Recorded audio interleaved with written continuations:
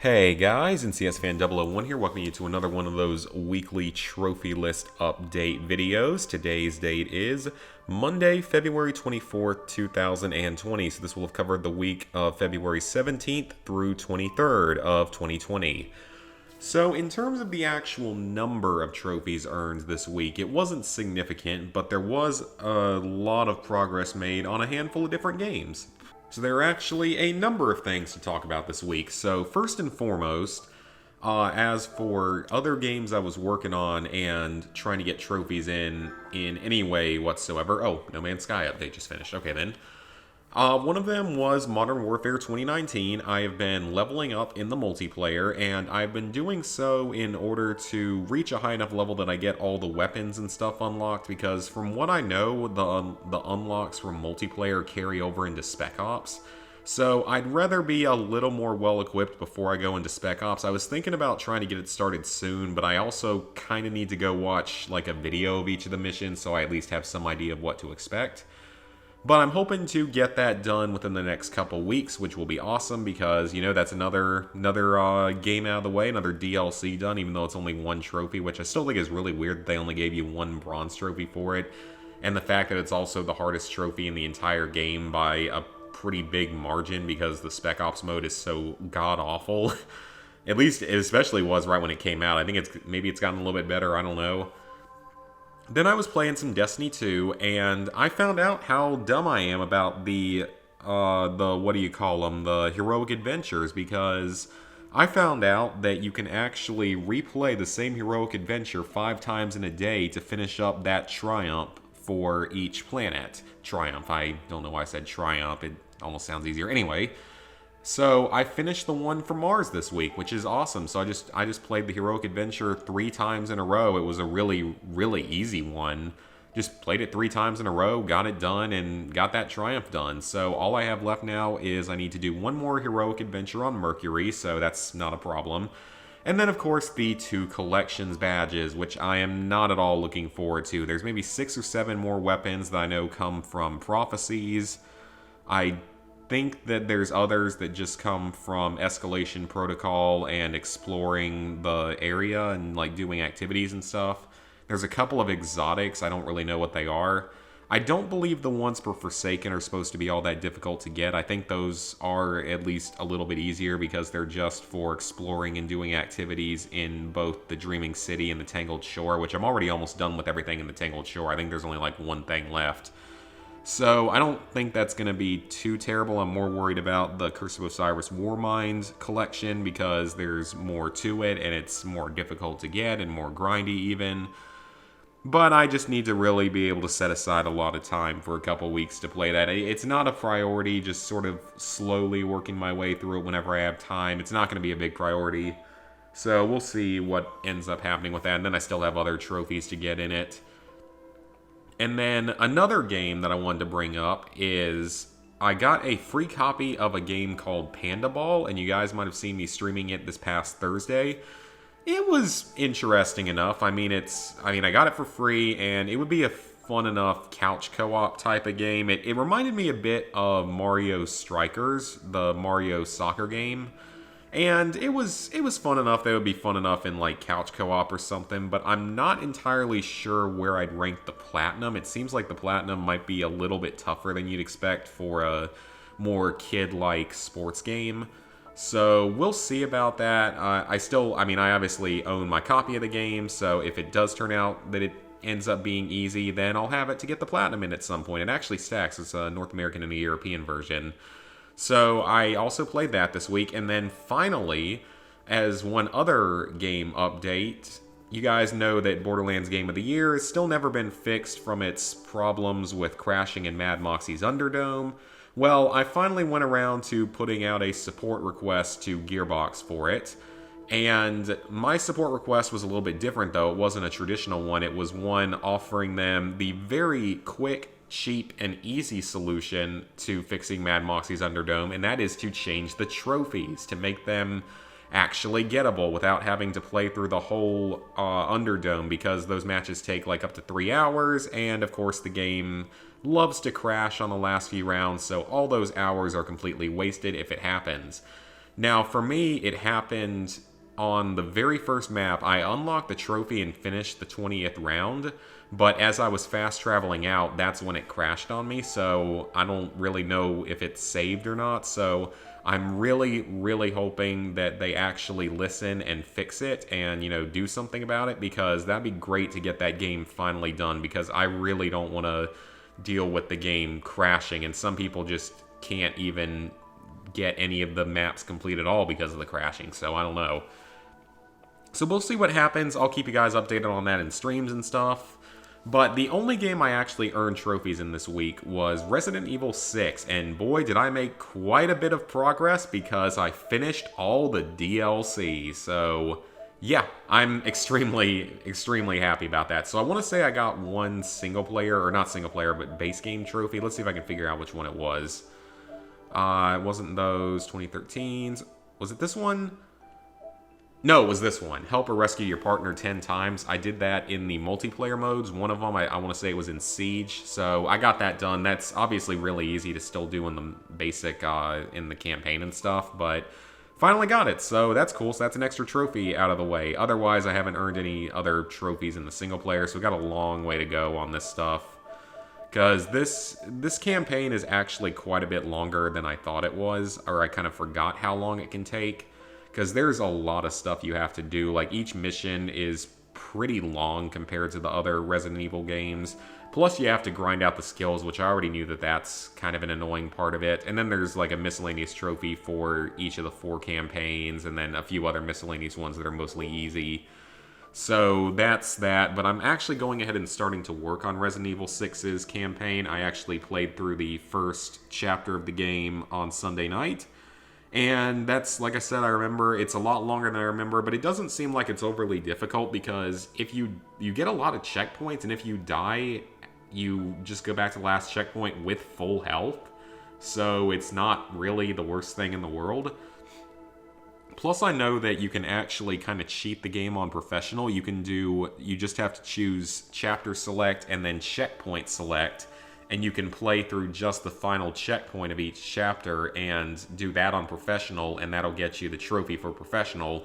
Though that's not recommended, purely because you have to grind for skills, and you can make a lot of progress by playing through the game a second time all the way through on Professional. I guess you just have that available if you have like 1 or 2 really tricky chapters that you can't clear. So, as for the DLC, we had already finished Predator. This is the easy one. This is definitely the one that you can get through the fastest and easiest. It takes like probably around 3 hours. I'd say right around 3 hours. So I did it over the course of a few days. But yeah, this one takes about 3 hours total of playing. It's pretty easy. It's a little grindy, but it's not too bad at all. So you don't really have to worry about that one. Then I'd say the next easiest is Survivors. Survivors is another 3 to 4 hour long DLC. Winning 5 times in a row is very easy. That's not a problem. You're going to get it along the way for grinding this trophy. But then I guess I had already gotten this trophy for just winning by using only physical attacks. So it was these other 3 that I didn't have, because these 2 trophies require a total of at least 3 players. So I think as long as you have 3 players, you're fine, because you can do them in the player matches where you can set it to have 3 players and you can set the teams yourself. So I think you can do it in there, but it was just a little easier for us to do it with 4 total people. It was me, 2 other guys, and my second account. Or my second PS3, so that was very easy to get. This one, you have to, when you die in Team Survivors type mode, it's like a team deathmatch mode. If you die, you come back as a creature, and if you manage to kill a human as a creature, then you come back to life. So that's kind of a cool little touch to this, and it's an easy enough trophy as long as you're boosting it. Same with this one, you just have to win without anyone on your team being killed, so just quickly kill your 2 boosting partners, and then they kill you in the next game, and you're good to go. Defeating 100 agents, that's the most time-consuming and grindy trophy of this DLC, of course. It again takes time, 3 to 4 hours of just grinding out, killing the human. You can do matches pretty quickly, but it's just, it takes a lot of time. It's a waste of time. It's just a big grind, but both of those DLCs are not too terrible, so those 2 are the easier 2. Then we have Onslaught. Now, this one is not difficult, but I would say that this one is actually quite a bit easier if you're boosting it with another human player. I would actually highly recommend, if you can, to do it with another human player, because you're going to have a much easier time doing it. So I had already gotten the win wall in the dying state, but I don't think I had... Actually, no, I might have already gotten this one, but to get this trophy, if I didn't already explain it previously, basically what you have to do is you want to get your partner to kill a few zombies, then you kill a bigger group of zombies to send a big group over to them, and they have to die to the ones that are coded in green that are usually a little tougher to kill. So that's how you get it. It's not difficult at all. It's just, it's a little bit of a grind. It requires just a little bit of luck, but it's nothing too much to worry about. Then went on 3 different stages. At the time, of last week's update, I didn't actually have 3 stages unlocked. I only had 2, the starting stage and the Catacombs DLC. So I went ahead and bought one of the map packs because it was supposed to make one of the trophies from the Siege DLC easier, though I didn't end up even using it. So yeah, that was $2 wasted right there. But this trophy is very easy. Just win on 3 different stages. Nothing difficult there if you boost it. The 30 combo chain, this one I found out is possible to do if you're boosting against yourself, like against a non-moving account, but it's much, much easier to do if you were doing it with another human player. So I actually achieved it with another human player, but then during my time grinding, sending enemies to the opponent map, I did it, I think, 2 other times after that. So it is possible to do solo, but it's much easier to do if you have a human partner. I mean, it's really not... You would probably get it fairly naturally if you were playing against, like, actual other humans competitively, so it's really not too bad. And then finally, send 2,000 enemies to your opponent's map. Very self-explanatory. It basically means get 2,000 kills total. It's grindy, but that's about it. Now, the reason why this DLC is easier overall with another human, aside from these 2 trophies being a little bit easier with another human player, is that you can do a lot more for this trophy per match. Because if you're just playing against a bot account, you're only going to get around probably 25 to 30 kills per game, and that's if you play it safely and quickly. But if you are playing against another human, you can easily get like 50 to 100 kills per game, which means that you won't take as long. So if you want to do it that way, go for it, but it's still completely doable against just an alt account. Although I'd still highly recommend having a partner for the Killer Combo trophy. So this DLC takes anywhere from like 3 to 6 hours, depending on if you're boosting it with yourself or with another human. But it's still easy, so it's really not too much of a problem. It's just, again, grindy. And then finally, we have this god-awful mess of a DLC down here called Siege. Oh, this DLC is horrendous. This is not a fun time at all, and it is going to make or break trophy hunters trying to 100% this game. Now, here's the thing. I mean, it's still not difficult if you boost it. So that's not the problem. It's not difficult if you boost it. It just takes forever, and it comes down to the game not being stupid at times, and I'll explain that in a minute. So the first trophy I'd already gotten was this one, which is just defeat the BSA as a creature without dying. That one's basically guaranteed as long as you're boosting it. And then winning 10 times is just 10 wins. Nothing difficult there. You'll easily get it along the way for these 2. So this trophy, protect the BSAA without them getting hurt. The easiest way to do this is to... I got it on the Catacombs map, and what I did was, in a match where I spawned as the creature first, I immediately rushed in and killed the BSAA agent and did it within like 30 seconds. So then when you are defending the agent in the second round, you only have to survive for around 30 seconds. So that's one way you can do it. There are other maps you can probably do it on, but I was able to do it on the Catacombs. I'm sure, like I said, there are other maps you can do it that might be easier. But that really wasn't too difficult because then you only had to survive for like 30 seconds. So yeah, that's fine. So then you, of course, have the 2 big baddie trophies, the 2 really painful ones. You have to defeat 100 player-controlled agents, 100 player-controlled creatures, and 100 BSAA agents. Now, the 100 player-controlled creatures, some people have said that you can do that it unlocks even if you just kill normal creatures and not player-controlled ones, but I would say go for player-controlled ones just in case. Even though that is the easiest one to boost, I would still say go ahead and do it, so if you do have to do it that way, you can cut down on grinding later. So the big thing is killing the player-controlled agents and the BSAA agents, because when you're playing as a creature, they aren't always that easy to control. And constantly, and I mean just constantly, you will have other creatures in the map that will manage to kill one or the other of these 2 without you wanting them to. They'll be able to kill them first. because you have to knock them into like a dying state, and then when in the dying state, they are a lot harder to hit. So it's very much possible that someone else will swoop in and steal the kill. So it's just terrible. It shouldn't be a thing. It wastes so much time to get these two. And then I swear the game knew when I had gotten close, like when I was down to my last like 10 or so. I swear at that point the game knew I was close and started just screwing with me at that point. Because it was, at that point, every single match, it would seem to spawn me as the big fat zombie, the Whopper, that's really kind of hard to control and get kills with. Because it's really hard to do the finishing blow in time because of the way he attacks. So it kept forcing me to play as him. It kept splitting up the two agents a lot more than normal. It kept letting other zombies get the final blow, even if I was trying to hit them. And then I started dropping my weapon a lot. Whenever I was a zombie that had a weapon, they would just randomly start dropping their weapon when I was attacking, something that had almost never happened in previous runs.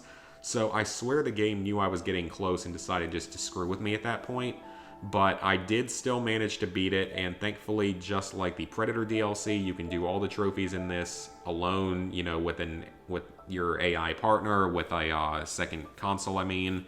So you can thankfully do it that way, but it's not fun. It takes 10 to 12 hours to get through this DLC. It's mindless and boring. It takes as long as the other 3 DLCs combined, which is awful. But overall, the DLCs for this game are not very difficult because you can boost all of them. I'd put them all together. I mean, I'd put the first 3 at no more than a 2 out of 10, and I'd put Siege at about a 3 out of 10 just because it's more random. And then altogether, you're looking at around probably 25 hours, like 20 to 25 hours to boost all 4 DLCs. So it's not the worst thing in the world. It could be a lot worse. It's worse than Resident Evil 5's Versus mode, which is relatively quick since you can boost everything on the PS3 with multiple consoles. And even on the PS4, you don't have to get as many wins and stuff, whereas on the PS4 version of Resident Evil 6, you have to do the same amount of stuff. So the PS4 version of Resident Evil 6 is a lot harder to 100% just because you have to do the same amount of wins and kills and everything, but you can't boost with a second console unless they both, you know, have PS Plus. So you need to actually have another human player to do all the boosting with, which is going to extend time because you have to trade off wins and such. So I will say, if you want to do a Resident Evil game, or if you want to do one version of Resident Evil 6, as hard as it is for me to say, you might want to do the PS3 version if you have 2 PS3s, because if you have 2 PS3s, you can do almost all of it alone.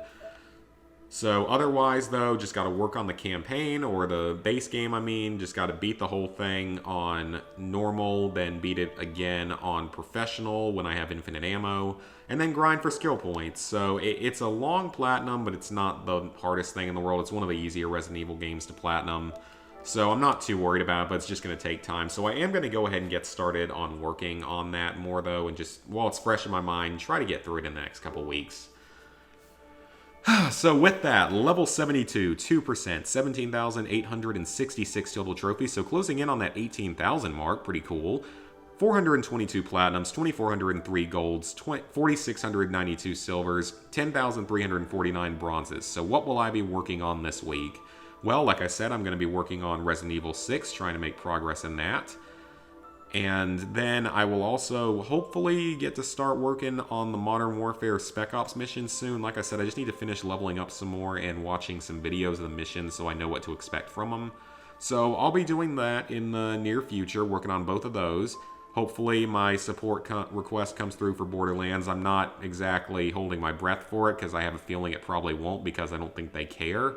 But you never know, maybe Gearbox will be nice and actually think about fixing it. So we'll have to see about that. And then current plans are, since I actually managed to finish Resident Evil 6 in February, the next games on the list are Red Dead Redemption and Black Ops 2. So I think I'm going to work on those interchangeably throughout March and April. I think that's going to be the best way to do them, just work on them interchangeably whenever I feel like. Because there's still at least a few trophies I can get in Black Ops 2 solo without, you know, needing to do the Easter eggs. But the Easter eggs are going to be the big kickers in that one. I know that Die Rises isn't that bad, but Buried's Easter egg is annoying because of the shooting gallery at the end. And then Origin's Easter egg is just kind of a nightmare on PS3 just because it's so buggy compared to the version on Black Ops 3. So we'll see about all that, but I would love to be able to get both those games multiplayers done like within the next couple months. And then I can get started on Battlefield 3 and Call of Duty Ghosts PS3, as well as Call of Duty Ghosts PS4 and Fallout 76, because that DLC, the Wastelanders, comes out in April. So I'm hoping it doesn't add new trophies, but I'm hoping it brings back a player base to make the Scorchbeast Queen easier, or maybe a little bit less randomized at least, so that maybe I don't have to keep just server hopping for hours in a day to try to find the event while it's going on, which is most likely what I'm going to end up doing sometime in the near future, because I just kind of want to go ahead and get that game done. So otherwise, maybe I'll work on an easy platinum somewhere this week. We'll have to see. Otherwise, hope you guys enjoyed the video, and see you this week. The schedule should be pretty much normal, so see you guys later this week.